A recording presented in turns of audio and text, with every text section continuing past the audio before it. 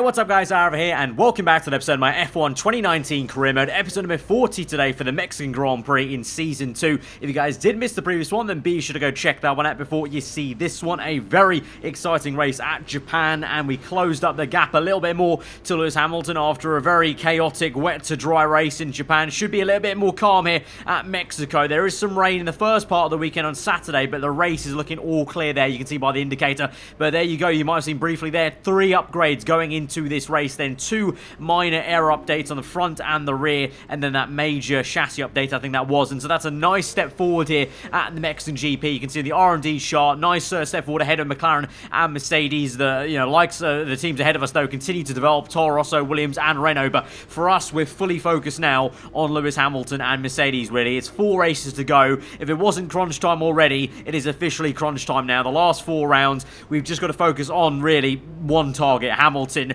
Everything else can happen around us. We just need to try and get this run in of these last 4 races, basically. Just keep on chipping away. Obviously, last race, we literally did that in complete definition because it looked like we might have been able to jump Hamilton in the standings after he DNF'd out of that Japanese Grand Prix. But alas, it was such a chaotic Grand Prix. We actually still end up only being a few points behind him in the standings. So maybe today can be the day where we overtake him once more and get the lead back in the championship. We'll see. But it's going to be wet on Saturday, like I said, so that might make things tricky for me and might slow down our progress. Let's see how we do over 1 lap around Mexico in the wet. Let's get to Saturday.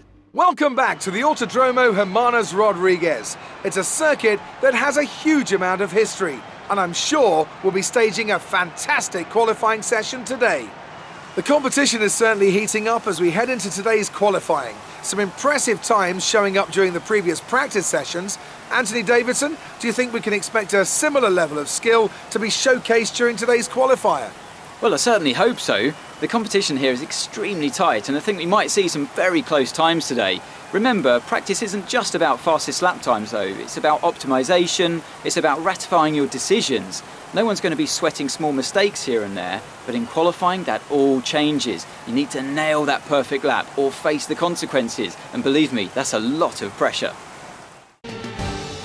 So it looks like the rain from Japan followed us to Mexico, a very soaking Mexican GP circuit here, kind of skating through the last sector there and just about coming across the line for P19 only, horrendous lap time, and thankfully for me, the rain does let up at the very end of Q1, so I was just basically sat there in the garage waiting to see what was going to happen basically with, you know, the lap times, the kind of track evolution, and in the end, the rain lets up, it's intermediate to the end, and so we do get through into Q2, top of the session actually, no less, and Valtteri Bottas gets knocked out there. So 1 less Mercedes car to worry about. It's not the one we wanted there, but Bottas at least being out of it means that Hamilton does not have a rear gunner now in for the race basically. And also we have to see if Hamilton's going to make it through into Q3. Are we going to make it through into Q3? Because we have a good chance of being knocked out. You just never know. The Williams car's looking good. Toro Rosso looking very strong these days, as well as Renault. And even though they're bottom of the kind of table, Ferrari and Red Bull still good in these conditions and still good overall on track when it counts. But we go across the line there, and hopefully it is going to be up into Q3. Yes, it is P2 there. Thankfully, at the end of the session, found the time.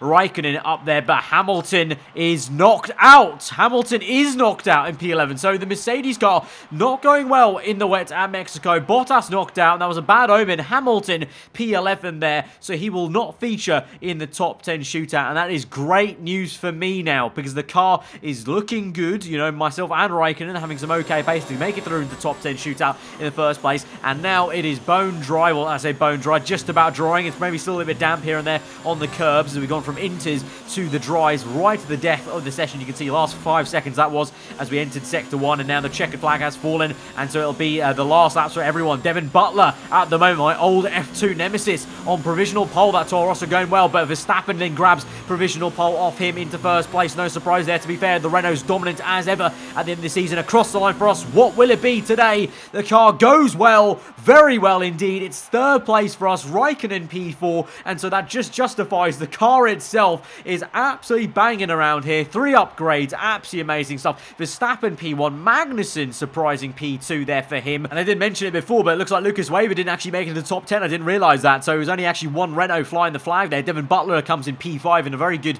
place for Toro Rosso then. But yeah, so no Hamilton, no Weber, no Ricciardo as well in the other Williams car, so it makes our life a little bit easier. And Albon down in P7, so it makes our life a little bit easier in terms of fighting these guys for some top points today to try and overtake Hamilton in the championship. But saying that as well, because Hamilton is outside the top 10, I'm going to take this chance to have a look at the engine, because we're on the last few columns of each part here, and we're getting close to that region where they're going to start to wear to the point where potentially they start to affect the performances. So I'm going to try and take a precautionary engine penalty here with the internal combustion engine, with a mind of, for the last 3 races, have a nice fresh engine for the internal combustion engine at least. Obviously the other parts might be a little bit worn, but a fresh main internal combustion engine for the last 3 rounds to make sure we book this in. Obviously that's a 5-place grid penalty, so that'll be from P3 to P8, so that's still ahead of Hamilton. So we may as well, if Hamilton's not behind us still with a penalty taken in, you may as well. It's a no-brainer really. So it should be hopefully a pretty good Mexican Grand Prix. It's going to be dry the entire race, and our car clearly has some good pace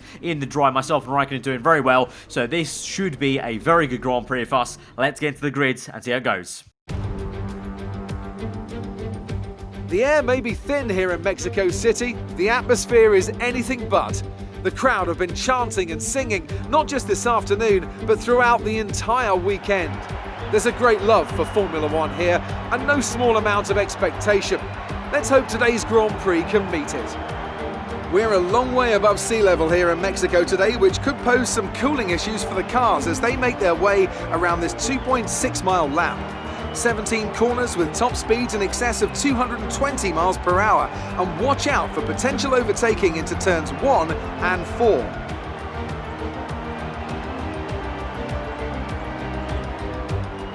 And I'm joined once again by Anthony Davidson to bring you the lowdown for today's race. Let's start proceedings by talking about Lucas Weber. That was a great win in the last race. Can they keep that momentum going this weekend? Well, Weber has a reputation for consistency that goes back to his days in F2. But as we've seen before, being consistent and consistently winning F1 races can be 2 very different things. Every weekend poses its own challenges, and how he deals with those will have more impact than his performance in the last race.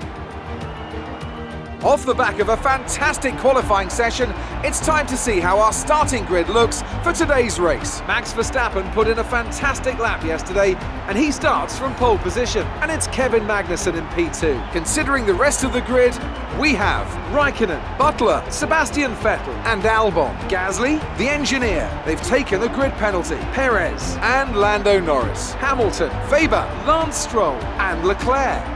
Giovinazzi, Bottas, Daniel Ricciardo, and Nico Hülkenberg. Grosjean and George Russell ends our grid lineup. And now it's time to head down to the track. Right, so here we are then in P8, 5 places back from our P3 in qualifying yesterday, but still ahead of our championship rival, Lewis Hamilton. So that's feeling very, very good indeed. And you can see there, cloudy skies the entire time here. So the strategy will either be 2 stop from soft to 2 sets of mediums, or 2 sets of mediums to hards. Of course, everyone has a free choice because everyone qualified in the intermediates or the wet conditions in Q1 and Q2. So the rule does not apply here for the usual dry tyre rule. So we can choose whatever tyre we want to. And so we're going to choose to start on the mediums. We are going to stick with 2 sets of mediums and softs, but we're just going to swap that round. I think we did this last season, if I remember correctly, and end off on the soft tyre and go nice and aggressive, low fuel at the end on the fastest compounded tyre. Just gives us a good chance to, make some last minute positions maybe at the end of the race. But the medium tyre also should give us some good consistency once everyone else's soft tyres start to wear off at the start of this Grand Prix. So let's get into this then, alongside Pierre Gasly on that row of the grid for 5 red lights for the Mexican Grand Prix here. 4 rounds to go in the season. 4 lights are out and we're underway, and Gasly with a good start. Bit of puff of smoke from Albon there, but makes a stonking one there. The Thai Brit driver down the inside as we barrel down towards turn 1. Long run, able to get some toe off Gasly to re-overtake Perez. He tries to pressurise me. Raikkonen tries to get into the lead of the Grand Prix around the outside of Verstappen. Meanwhile, we go around the outside of Gasly there, nip to the inside of turn 2, and just about managed to get that through into P7 there. But Raikkonen with a great start there from what was obviously elevated up to 3rd place, because he was 4th, but I gifted in third on the grid, and he actually tried to battle Verstappen into the lead for turn 1. Alas, it looks like he's in P2 then, with P3 being Devin Butler in the Toro Rosso, I think that is. Then you've got the Williams and Magnussen, then the Ferrari of Leclerc, Albon, who is ahead of me, so we slot in P7. Good start, actually, all things are considered, because like I said, it's a long run to turn 1, so you can easily be slipstreamed by other cars around you, and it's such a tricky one to make work around the outside there, like I did as we went deep there to get that move done on Gasly. But thankfully didn't get pinched by Albon or Gasly to the next corner. And speaking about Albon, we're actually going to try and spook him a little bit as we go around the outside, maybe catch him by surprise into the stadium section. A little bit of contact made on the front right tyre there, but yeah, fair racing I would say, because he's still given the room as we go through the last corner, still side by side. Really great battle this actually is with that Albon in the Toro Rosso. Obviously that Toro Rosso has really improved quite a fair bit, so proving difficult to actually make that move as easy as well I wanted to. And he comes back in the slipstream to maybe try and re-overtake us. We have to try and cover off the inside line using overtake mode and rich mix to stay ahead using the engine power we know we have, and we're going to remain up in P6. And now we can go chasing after Sebastian Vettel on lap number 3. So good progress so far. On the minimap I can see it looks like Raikkonen is still in P2 there. A massive gap to Verstappen already, who's bolted in that one singular Renault. Of course, Lucas Weber behind me now at the moment in P7. And now my DRS has failed at the worst time possible. The lap where DRS is available from the rest of the Grand Prix, it has failed. And so this is going to be quite tricky to not only overtake Vettel, but also maintain the position against Lucas Weber, because of course that DRS off Vettel would have helped me maintain the position against the Renault. But ultimately, you've got to say that Renault may be inevitable. He's going to overtake us at some point in the Grand Prix, so may as well be now. But here we go. We're still gaining on Vettel quite a fair bit due to our engine power. But Weber comes through on the right-hand side. It's nearly 3 wide, but we're going to back out that. Weber locks up and goes too deep there and gets awkwardly pinched by Vettel. So we come back at him now down the inside of turn 3, and we're back up into P6 for now. But for how much longer? I mean, he's back there again. We may as well let him through, to be honest. We're going to try and make things easy for him on the inside. He goes round the outside, and we tried to fight it a little bit, but in the end get pinched into the apex and just let him go, to be honest, because he's going to overtake Vettel. That's a fact. That's not even an opinion. He's going to overtake him, so we may as well just sit back here, watch him overtake Vettel, and then take Vettel for ourselves, because Weber, he's going to be aiming for P2 minimum in this Grand Prix to try and make that 1-2 for Renault. The Renault's so dominant for this last third of the season. So there you go, he overtakes him, and lap number 6, now is our chance to go and overtake Sebastian Vettel. But in all of that, to be fair, there's a massive gap that's grown from Vettel to the next car, which is Weber chasing after. So we have a lot of time to find against our teammate Raikkonen right now, who's doing a great job out front. But here we go now. First and foremost, have to overtake the 4-time world champion Sebastian Vettel. Tried to go down the inside there, didn't work out actually. Unlike the move I made on Albon around the outside, which you would think would be more difficult, I actually found that a little bit easier to make that work as Vettel squeezed me out. So it was to try and chase him down now. Still no DRS, because on the right hand side you can see on the heads up display no icon has come through, so our rear wing is still in failure mode, but we have overtake mode and rich mix, and we can see the Alfa Romeo flying against the works Ferrari car, and we're up into P6 of this Grand Prix now on lap number 7. And so in a few laps time, hopefully the guys on soft tyres, they should be starting to feel a bit of tyre wear on their first set of soft tyres, I would think, and that's maybe where our advantage comes into play. But at the moment we cut to the racing action up front, and what you're seeing here, you're not seeing things. That's a Toro Rosso, Devin Butler overtaking Max Verstappen's Renault for the race lead of the Mexican GP there with DRS. Verstappen with some sort of issue, I think, at the moment, according to Team Radio, but that's Butler, my F2 nemesis, in the lead of a GP in a Toro Rosso car. That Toro Rosso has really improved quite steadily. It was at one point the worst car on the grid halfway through this season, but now is very much the number one Red Bull team, as now Raikkonen goes and overtakes Verstappen, maybe round the outside, the long way round, as Verstappen clearly definitely has an issue now in the car. Raikkonen's doing him down the inside there, the double right-hander, and so that could be Kimi into P2 of the GP, but Verstappen comes back at him and is going to defend that position with all his worth, and Raikkonen has to slot back in for P3 for now. But Lucas Weber closes up the Williams as well of Magnussen, so a 4-car train there. Look how much of a gap Butler has now. Devin Butler is dominating this GP right now in this phase of the Grand Prix, as now Raikkonen comes under pressure from Weber, and in the background you might have just seen there my Alfa Romeo Racing car in P6 closing up to this 4-pack here, because they're fighting so hard, giving each other so much dirty air. They are slowing each other down, so this is working wonders for me as we're just gaining and gaining time on that tail end there of Kevin Magnussen. Raikkonen, though, we continue to focus on him in P3. Will Weber now have enough speed in a straight line to overtake him and try and join his teammate at least in the top 3 positions? Here we go. They all have DRS, so they're all getting slipstream off one another, but that Renault is mighty quick in a straight line these days. And so Lucas down the inside versus Kimi, who will come out on top for P3 here. Raikkonen down the inside, but Weber's going to have the inside line for the next right-hander. Turn 3 over the bump, and I think he will have that with the traction, surely. Yes, he will. And Raikkonen has such a poor exit that also Magnussen fancies nipping in there with the Williams car and gets up into what is going to be P4. So Raikkonen now is right ahead of me on track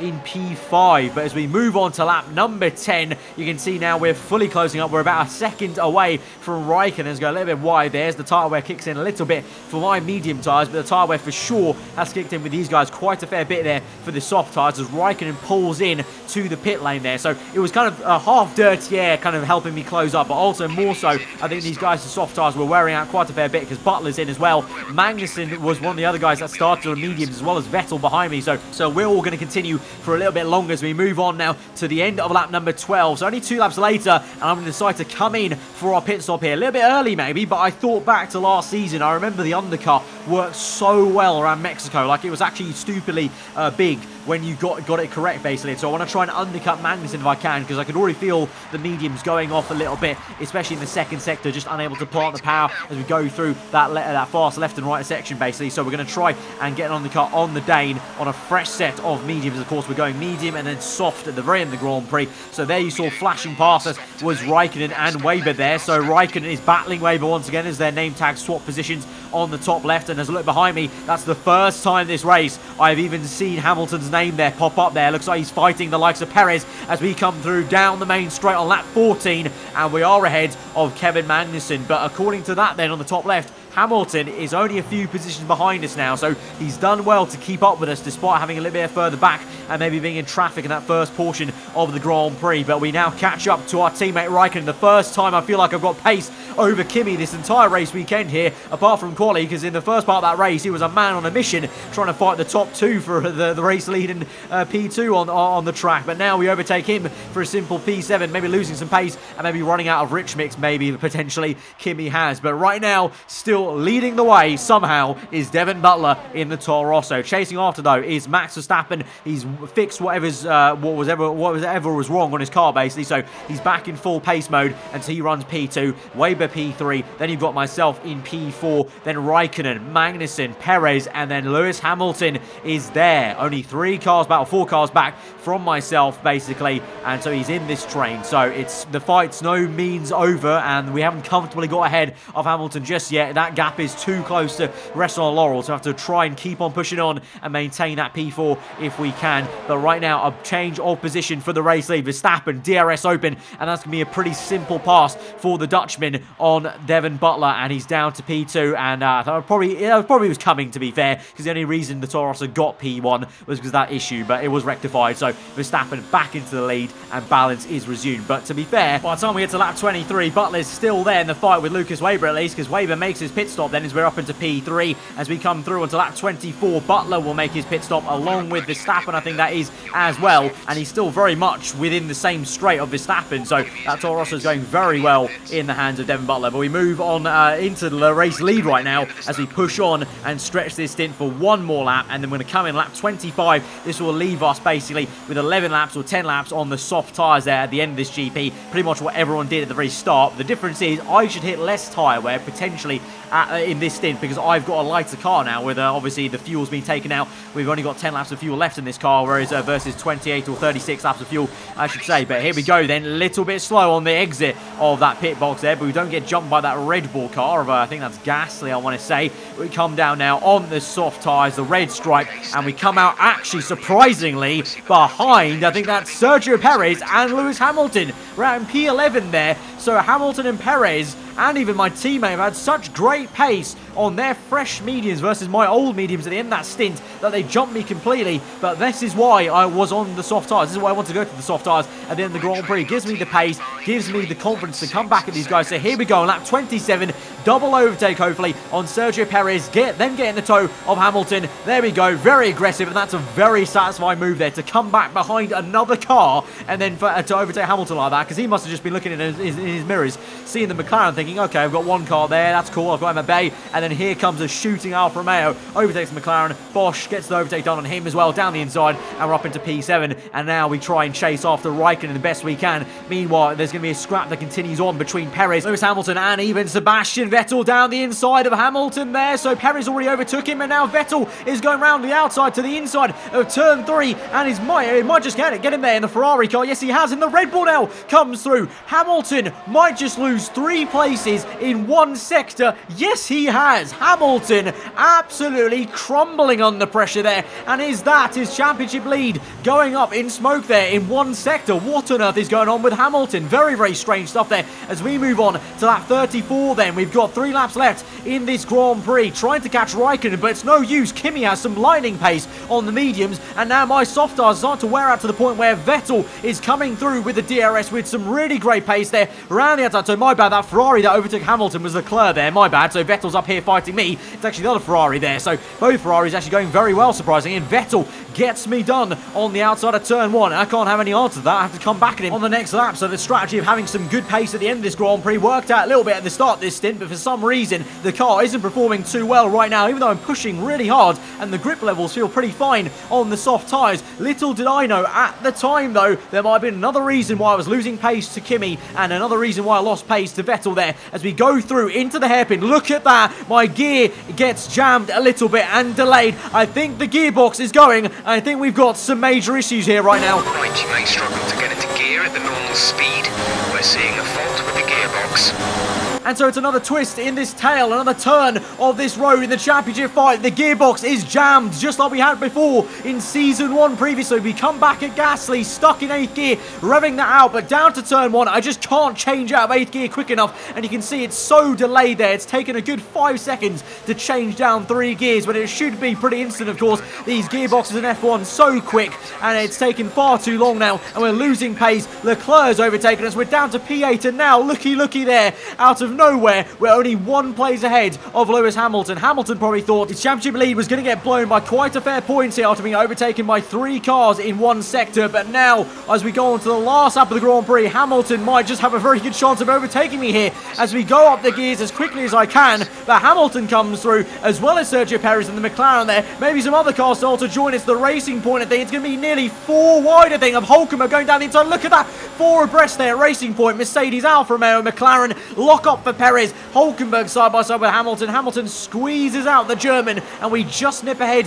and maintain that position against Sergio Perez. So we're in P10, we're on the edge of points at the end of all of this after such a fantastic qualifying, a fantastic race up till now. We might not even end up in the points paying positions because Sergio Perez is round our outside, and we've just got nothing to fight because the gearbox is gone. But as we go through the double right-hander, look at that on the bottom right there. I think the gearbox has maybe just come back into sync. Yes, it has. What rubbish timing. Literally the last lap, halfway through it, it's too late to do anything, and my gearbox comes back, of course, like it did in Season 1, the Spanish Grand Prix. If you remember, the gearbox came back to me eventually. It always does when it jams, but it was just, the damage is already done. It's already done. I'm out in P11. There's no chance to get Sergio Perez, so Hamilton will score some measly little points here today, and in the end, I will score nothing at the Mexican GP. And so in the end of it, who would have thought Hamilton will go on to extend his championship lead as we move on to the last 3 rounds. I'm speechless. That's exactly the opposite of what we need to happen there. It was a magnificent race and a drive right out of the top draw to take the win for Renault. Tell me, Ant, how did they manage to achieve this win? Well, I know it's a bit of a boring answer, but the truth is they simply had the best speed package on the day, and a driver who knows how to take advantage of that. It doesn't matter how much time you spend poring over the stats and planning strategies if you can't keep the pace, and our winner today showed they could do both. As we can see, it's time for the podium, and I can see the Renault team underneath our commentary box going crazy as their drivers walk out. It was a great win, and it means a great deal to this team.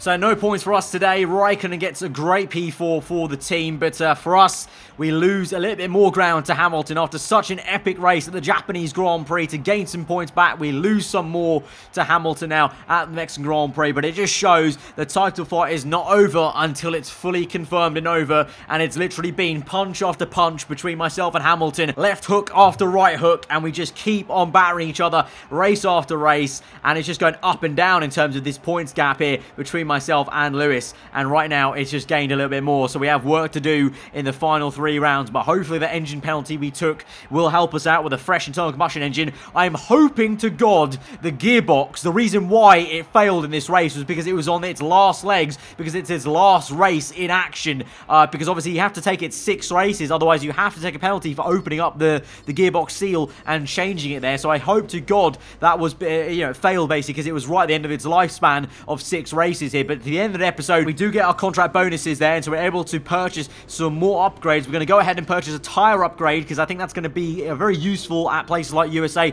Brazil, and Abu Dhabi, all 3 tracks with some bad tyre wear, especially versus the AI, who are very consistent at tyre wear around those 3 last tracks. So I need to try and do all I can to help my odds in this fight against Lewis there. So we go for that. Going into USA, we can change some components around. We're going to have to do some management here, because I don't want to take any more penalties on the engine, but we don't exactly have fresh parts to use. We have to try and be quite tactical and just kind of keep on swapping through parts for each of these race weekends. Thankfully, we do look at the gearbox screen. That was the final race this gearbox has to do. So there will be no more gearbox issues for this season. That will be a fresh gearbox now for the next 3 races onwards. So that was the reason why it failed. It was on its last legs there, its 6th race, and it was just bad luck really, because I didn't even think to check the gearbox, because we haven't had a gearbox issue the entire season really.